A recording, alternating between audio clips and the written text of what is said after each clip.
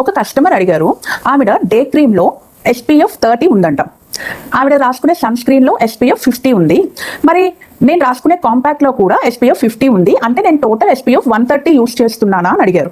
లేదండి, SPF అనేది ఎన్ని లేయర్స్ అప్లై చేసుకున్నా కూడా యాడ్ అవ్వదు. ఫర్ సపోజ్ నేను సన్ స్క్రీన్ రాసుకుంటున్నాను, నాకు ఇంత సరిపోయింది, నా పక్కనే ఇంకొక పర్సన్ రాసుకున్నారు, వాళ్ళకి ఇంత పట్టింది, అంటే నాకు డబల్ రాసుకున్నారు అనుకోండి, అంటే 50+50 నేను SPF 50 రాసుకున్నట్లు, ఆ పర్సన్ SPF 100 రాసుకున్నట్లా కాదు కదా.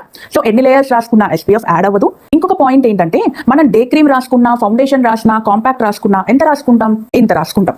సో సన్ ప్రొటెక్షన్ అనేది ఒక proper amount of sunscreen రాస్తేనే మీకు సన్ ప్రొటెక్షన్ అనేది వస్తుంది. దాన్నే 2 ఫింగర్ రూల్ అంటారు. అంటే 2 ఫింగర్స్ కి మొత్తం క్రీమ్ అప్లై చేసి అది రాసుకోవాలి. మన సన్ స్క్రీన్ అంత రాసుకోము, ఇంకా వాటి నుంచి మనకు SPF యాడ్ అవ్వడం కూడా. సో SPF అనేది కలిపితే పెరగదు, proper amount of sunscreen apply చేసుకుంటేనే UV ప్రొటెక్షన్ అనేది వస్తుంది. సో ఇలాంటి ఇంట్రెస్టింగ్ విషయాలు తెలుసుకోవాలి అనుకుంటే మా ఛానల్ ని సబ్స్క్రైబ్ చేసుకోండి.